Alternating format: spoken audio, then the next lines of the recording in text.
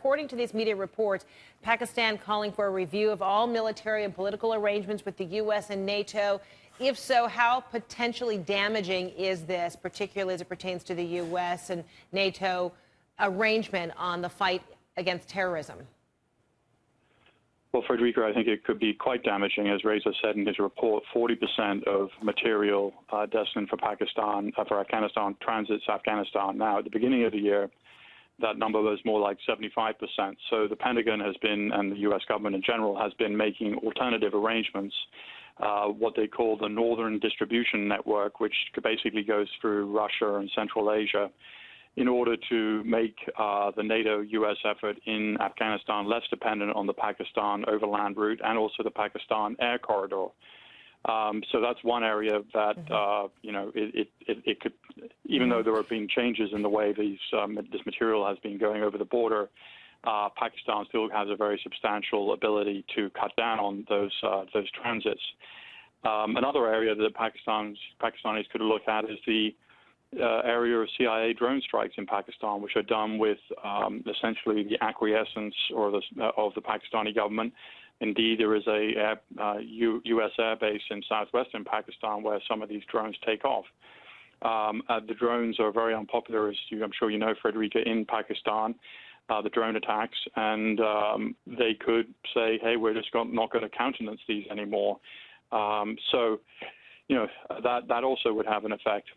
So, Peter, shutting down these NATO supply routes that you underscored and Reza was also talking about, this sounds like punishment, not necessarily review. Well, I mean, the Pakistanis have done it before they have every reason to be quite angered by this incident. It's not the first time it's happened. This is one of the ways that they can put pressure on the United States to make sure it doesn't happen again or to investigate what happened. But typically these shutdowns have happened for, a day or two. We'll see pictures of hundreds of lorries backing up at the border because hundreds go over every day as this thing continues. But also, Frederica, the context of all this is that, this has been the worst year for U.S.-Pakistani relations, I think, in memory.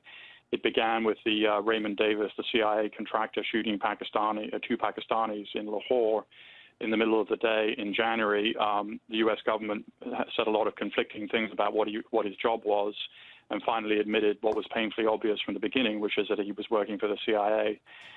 Then you had the Osama bin Laden raid in Abbottabad, which the United States chose not to give the Pakistanis a heads up about that.